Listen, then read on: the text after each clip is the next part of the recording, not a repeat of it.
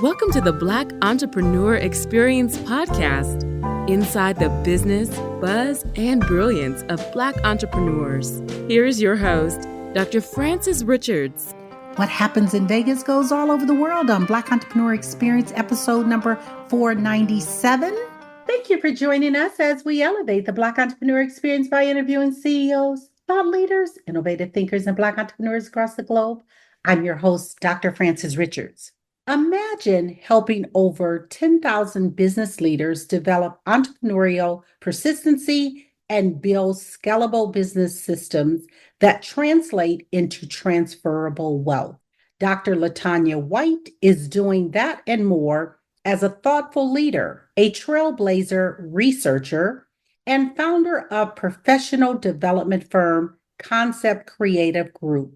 Welcome, Dr. White. Thank you so much, Dr. Richards. Thank you for having me. I'm excited about our time together.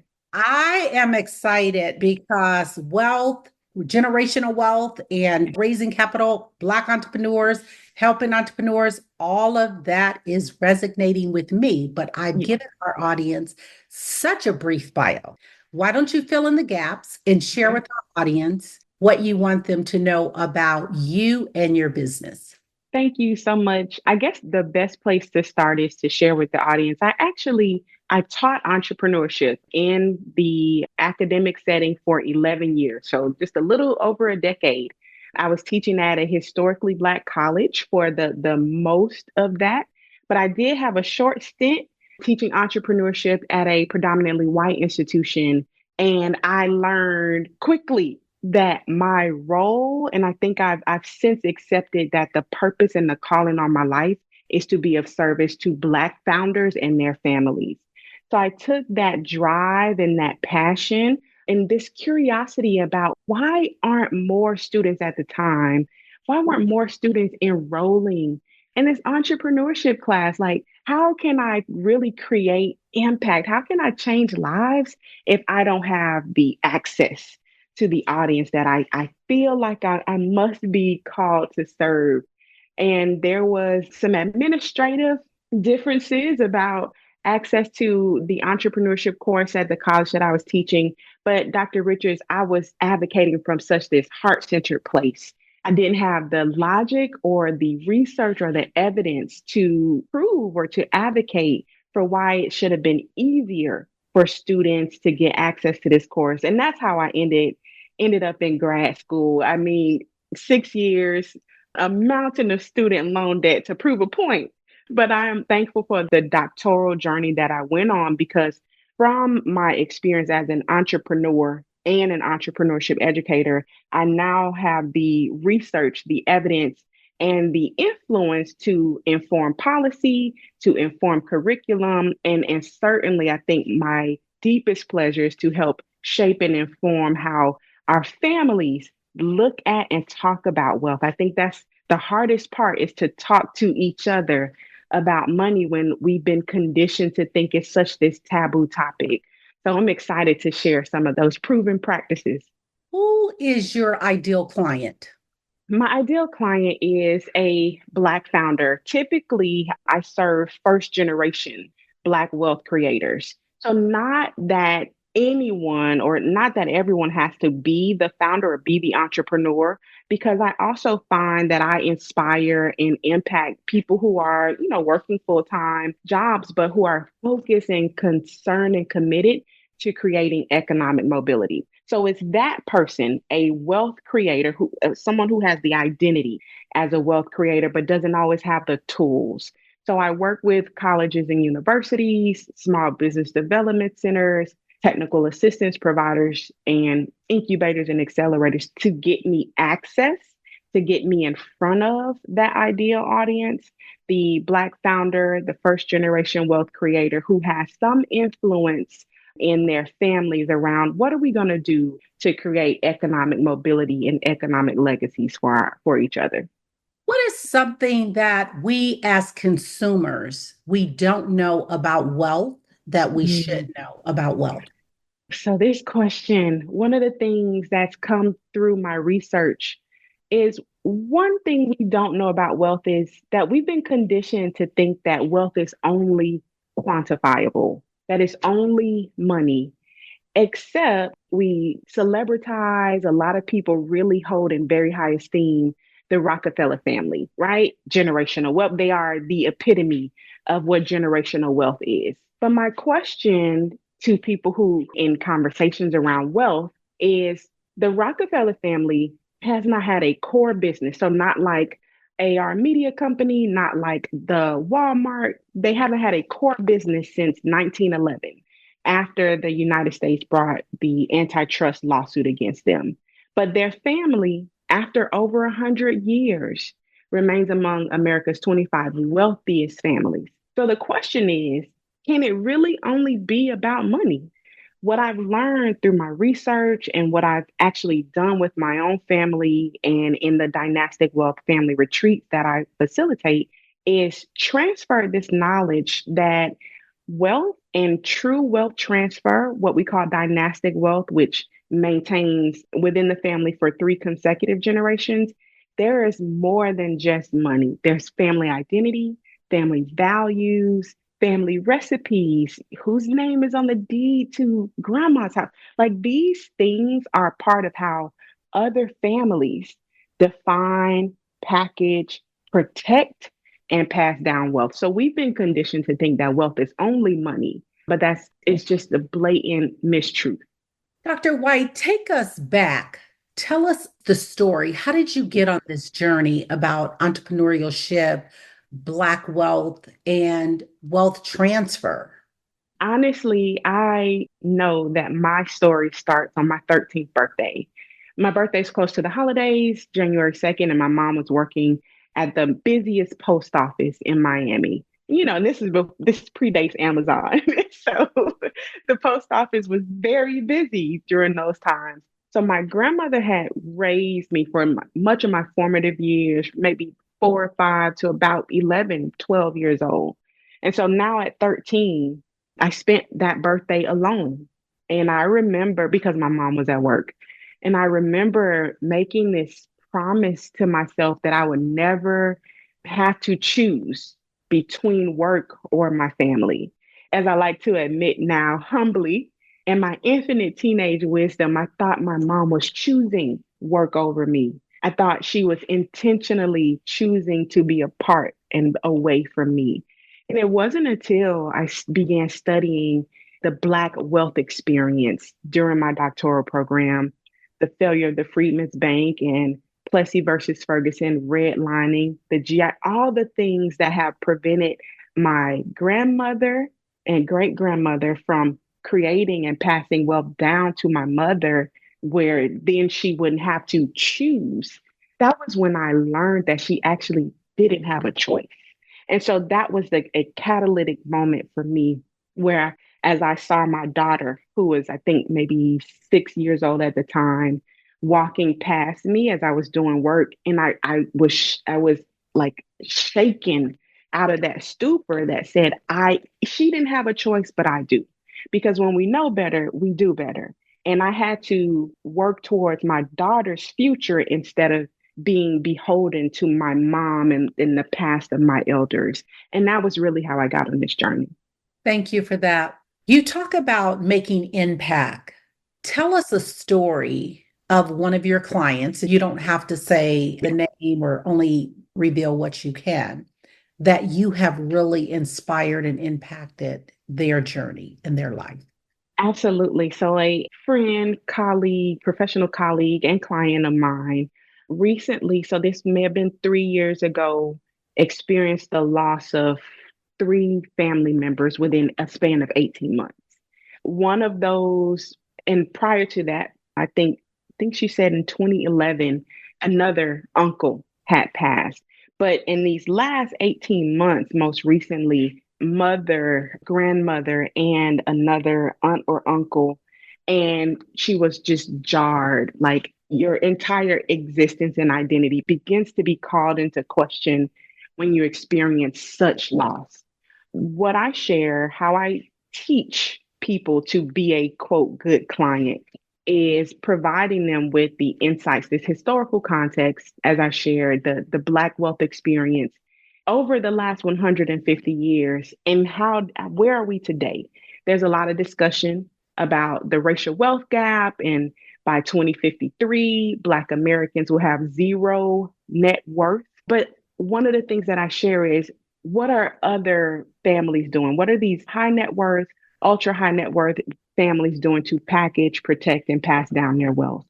And through that educational process, I talked about dynastic wealth, what it means to call together a group of Black people to talk about money, the inner healing that needs to take place before I can go to grandma and auntie and uncle and talk about money, and also the outcomes of that. When we are able to have these healthy, psychologically safe conversations about money and death and succession planning and wealth transfer, that turns into a family constitution, it turns into a family trust.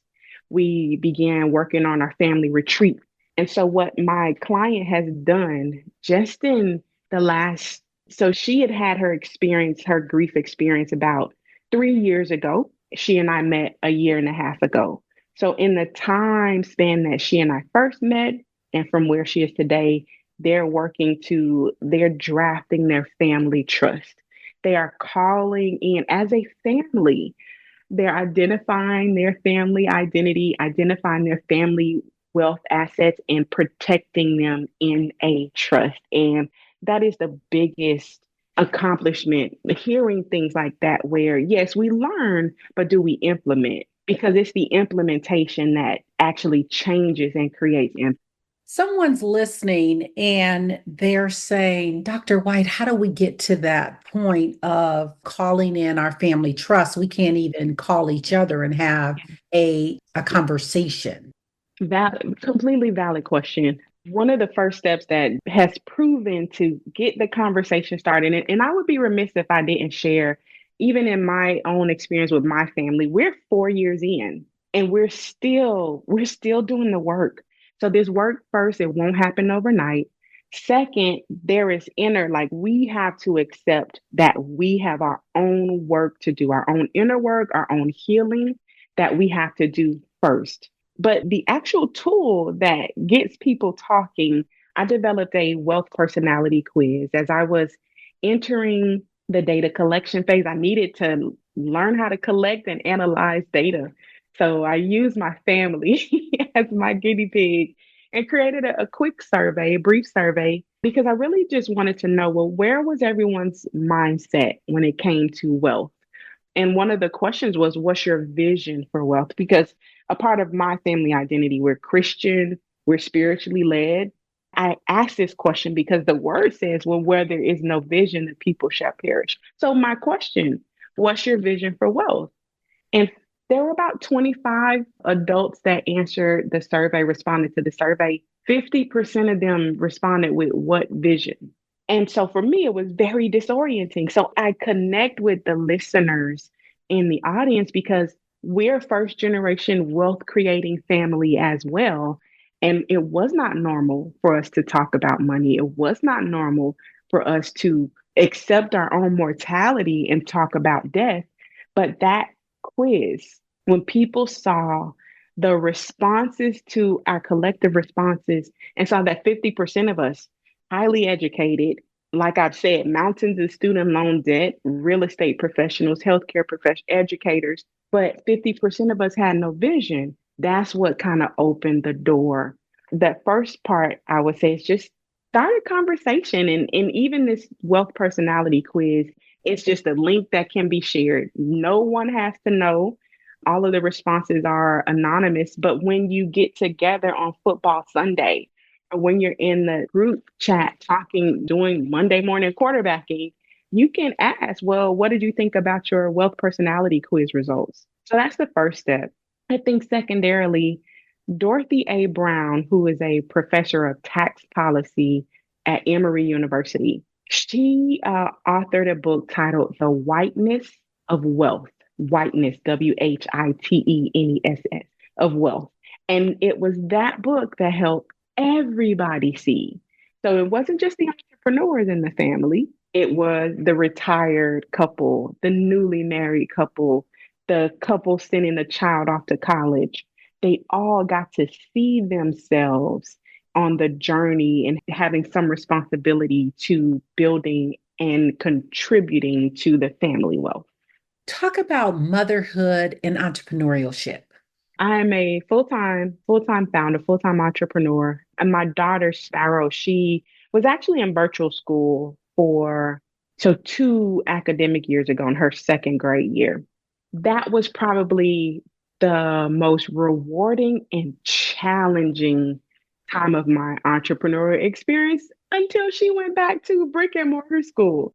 So a large part of my clients, I would travel to them for speaking, in-person training, and workshops. So she would travel with me.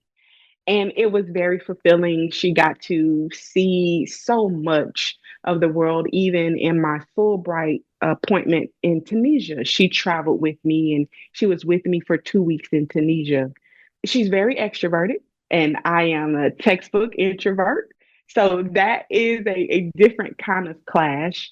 But as an extrovert and as a 9 year old, a 10-year old, her need for attention and engagement and interaction. And even in sometimes when I'm in client meetings, like virtual meetings, you can see me looking past the camera because she would be walking by or she's over here sending me notes. And it is challenging. Hands down, is challenging, but it also creates this opportunity for her to see a model of what it means to create, like literally from scratch. So as she and I talk about her wants versus her needs, she can correlate with, well, how much time does mommy have to work in order for me to get this thing? And what is my role? So my question back to her often is, what's your role to contributing to earning, to get this thing or to travel to this place? So it provides this opportunity to really help shape her understanding how wealth is created, how money is generated, and how do we use our gifts? How do we use our talents? And how do we leverage the purpose that we're here for to create the lifestyle that we want? You were talking about generational wealth and having those conversations. And one of the sayings is everyone wants to go to heaven, but no one wants to die. Talking about our mortality and death and setting things up, what advice would you give to have those difficult conversations? Absolutely. In the work that I do in the consultations, I acknowledge that while most of us in the Black community are just getting to the idea of generational wealth, what we're talking about actually takes us beyond generational wealth. It takes us to looking at 3 generations down the line. It takes us to consider the passion, skills, and abilities of every family member. And when we're talking about wealth transfer, literally built into the concept is the idea that I have to let go of something. And in this case, I am transitioning, right? I have to be prepared and I have to prepare my family for my inevitable transition.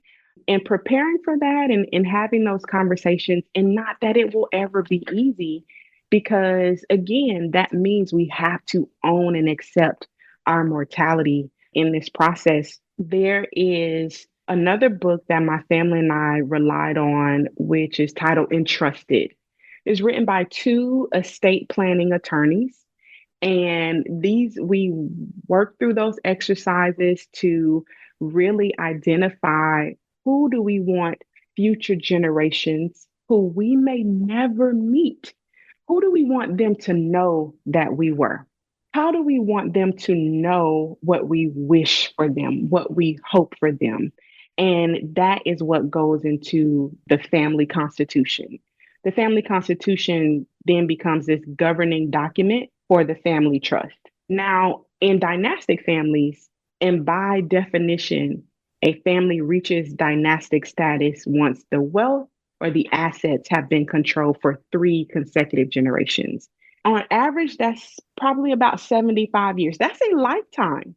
If I have the opportunity to have a vision that goes beyond my lifetime, I have the responsibility to work towards putting something in place for whomever the beneficiaries of that vision will be. And so in owning my own mortality and each of us owning the idea that I will transition from this earth and go on to the ancestral plane. But how do I want my grandchildren to think about me? How do I want my great grandchildren to think about me in generations beyond that? And so, really being aware of every decision that I make is going to impact someone that I may never meet. Can I make the best decision for them? Advice you wish you had followed. Cash flow planning, cash flow projections. Cash is queen. And in my business, as I share, most of my clients are institutional because what that does is it allows everyday people who maybe I price myself out of the market for them, they can get access to me through a technical assistance provider, small business development center, college or university. But those clients, different from direct to consumer clients, those clients will put you on 30 and 60, and thank God I've never had this experience, but 90-day receivables. And I like the cash flow that is not flowing in that time. And what has happened is I'm working on this project, working on client deliverables, but don't have the capacity to continue to build the client pipeline. So once the project ends and the invoice is net 30, waiting on that cash flow to be processed, now that's the gap where I'm starting new client engagements. Advice I wish I had taken was I don't have to accept the terms that they give me. I can negotiate the payment terms.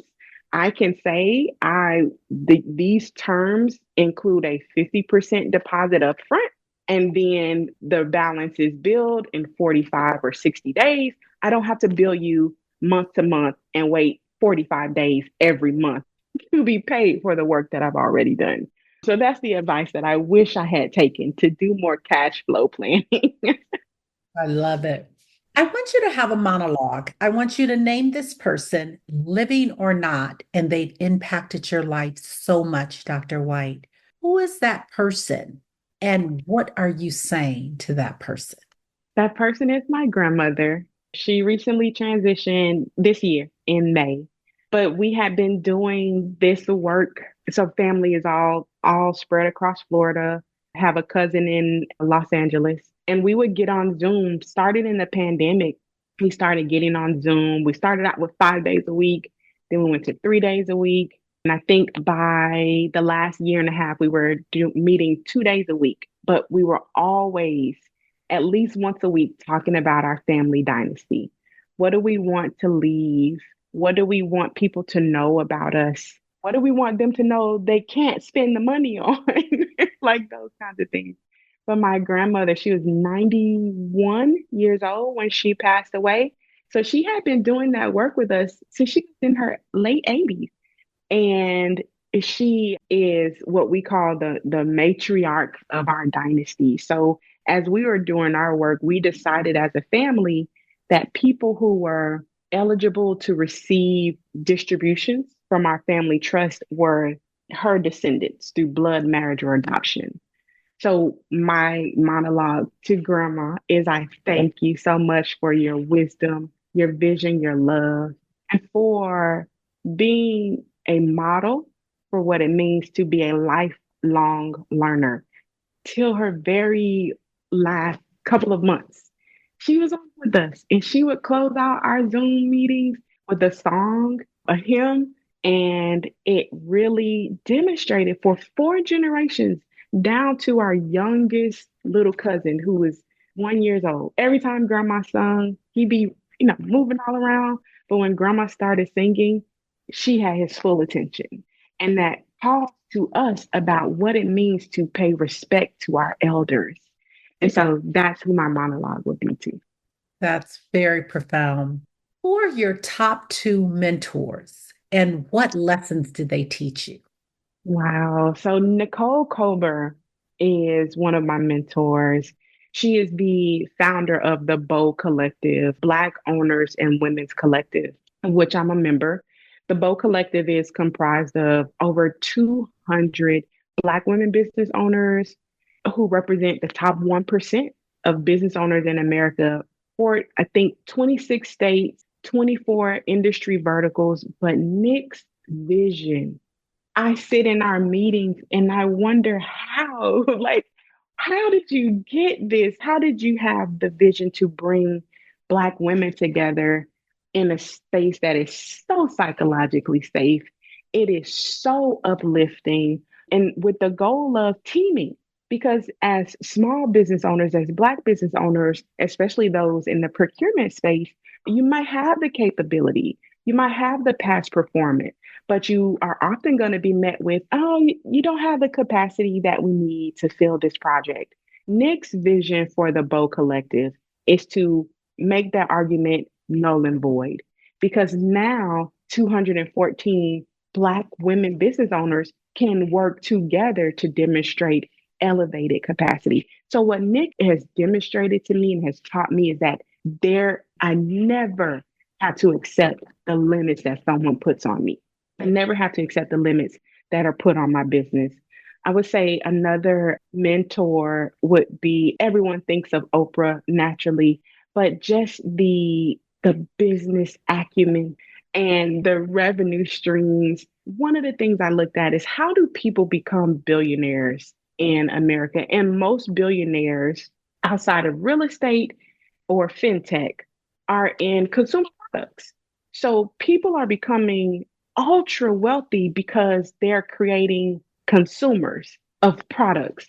For Oprah and the Oprah Winfrey Network, her products are consumable, but it's communication. It's something that literally is adding value to your life and just kind of closing the loop on impact. My goal, my wish, my dream is to make sure that like I leave this earth with everything I was given, but in a way that has transformed lives in a very positive way. There are so many brands and businesses, and you talked about Oprah, so we want you to give us another one that are dominating. Talk about a brand or a business that's dominating and you admire and why. Rihanna's Fenty brand. I admire the brand because, and there is argument that, she's not 100% owner, but still, she's gotten to billionaire status. Again, it's a consumable product. But what I love about her brand is the marketing messages are so inclusive.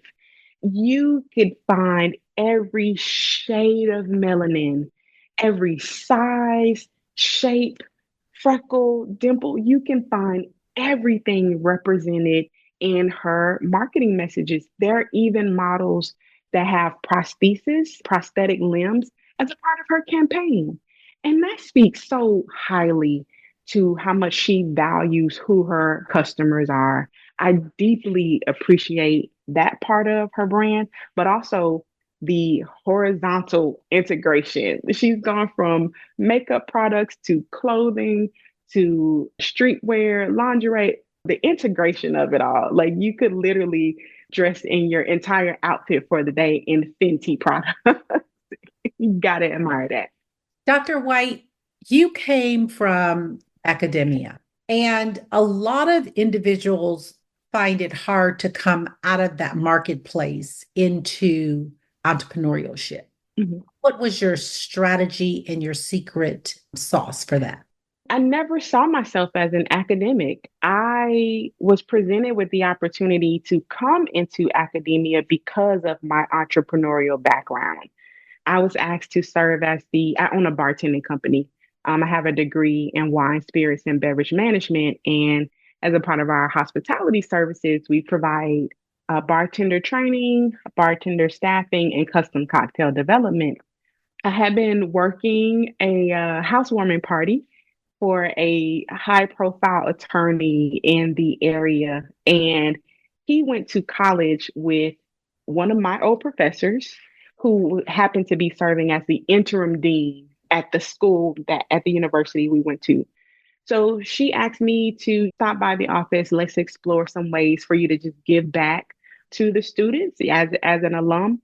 And I was asked if I would be a guest speaker for the entrepreneurship class a couple months after that housewarming party. And, Dr. Richards, in retrospect, I wonder if that was an audition because I went into the class and she introduced me, the professor of that class introduced me to the class, and then she left. And I was on my own for 75 minutes trying to figure out how to engage this class of entrepreneurship students. And what I did was share my lived experience as an entrepreneur. These were the mistakes that I made. This is what I would do differently. This is what I would suggest you consider before you actually execute or implement. And so, if that was the summer of 2010, I was made an offer to come and serve as an adjunct professor in the fall of 2010. In the following spring, am I interested in a visiting professor position? And I said, I'll figure it out. I don't know how to teach entrepreneurship, but as long as I'm one chapter ahead, I think I'll be okay. And so I was figuring it out every semester, really just making sure that what I learned, I was transferring that knowledge. And I did that for 11 years, but I also in my head, like quit 3 times. So it was only the third time after I had defended my dissertation. I felt like I had learned too much to continue operating the same way.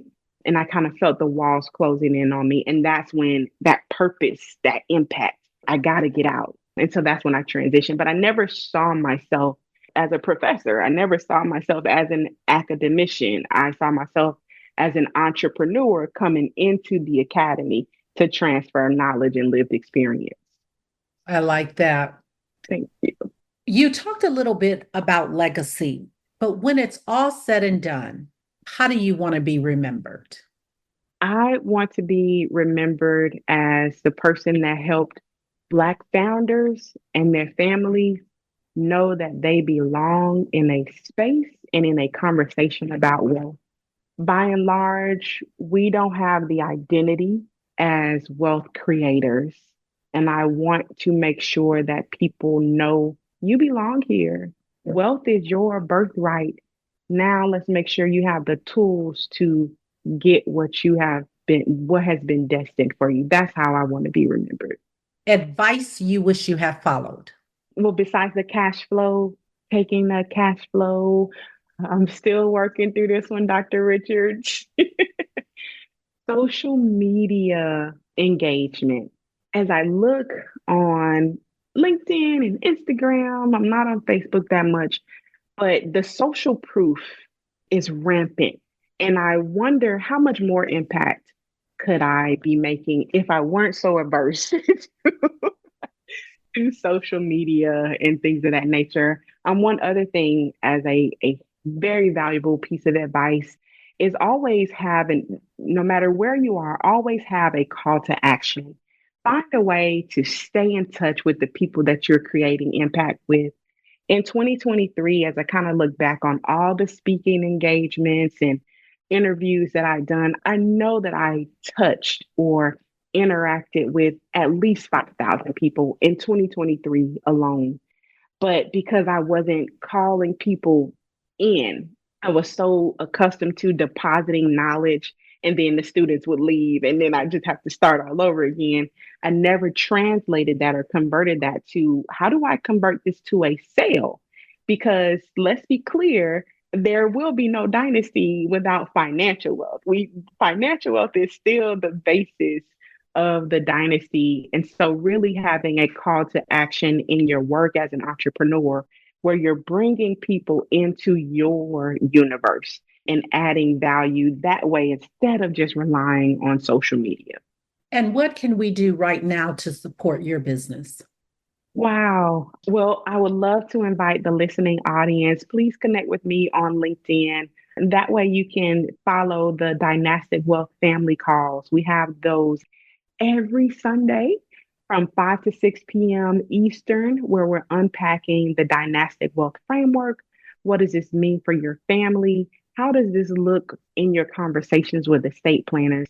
that would be a gift to me to have more people join those calls.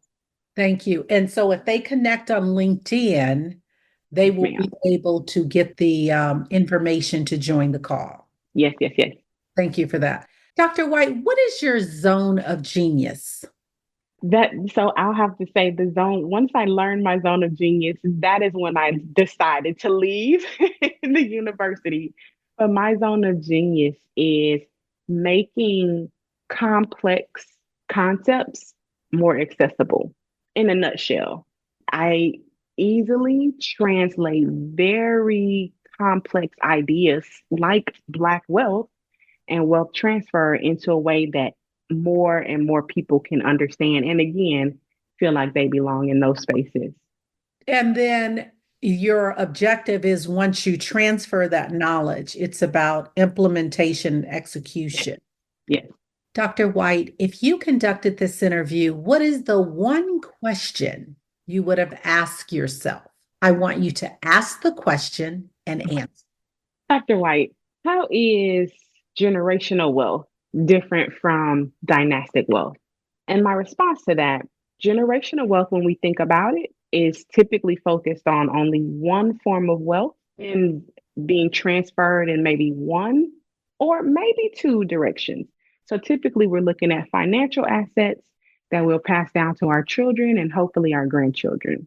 Dynastic wealth focuses on three generations, four directions of wealth transfer, and five types of wealth. So we are exponentially behind if we continue to only think in this one dimensional framework about wealth transfer as generational instead of as dynastic, where I can build the family trust that packages, protects, and passes down my assets and my wealth, my family wealth for three consecutive generations, and then the next generation for three consecutive generations, and the third generation.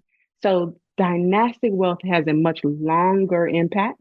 Dynastic wealth allows me to transfer wealth down to Sparrow, across to my sister, across to my cousins, and up to my elders.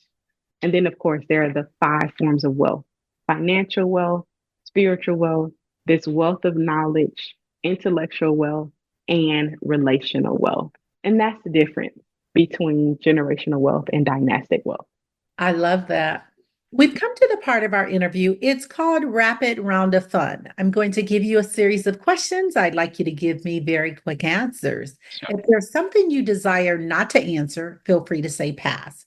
Are you ready for the Rapid Round of Fun? I am ready. What is your favorite comfort food? Pizza. You relax doing what? Watching TV. The last movie you saw? The Wild Robot. Your favorite singer or rapper? Mary J. Blige. Your favorite dance song? Pass. So many. What food you eat every week, no matter what? Salad. Work out or hit the couch?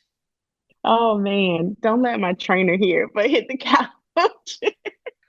Dr. White, thank you so much for joining us on Black Entrepreneur Experience Podcast. Before we let you go, share with our audience the best way for them to connect with you and to do business with you, and feel free to leave all your social media handles. Perfect. Thank you so much. So all my social handles, I am Meet Dr. White on LinkedIn and Instagram. Remember to connect on Instagram so you can join me for the Dynastic Wealth Family Calls. And the best way to do business with me, you can explore what those offers are at meetdrwhite.com. Thank you, Dr. White. That's a wrap. Thank you for listening and subscribing to Black Entrepreneur Experience. We would love for you to leave a review and rating on iTunes and share with your friends. For show notes and more episodes, go to www.beepodcast.com. Join us next Wednesday, and remember, green is the new black. So keep your bank accounts and your business in the black.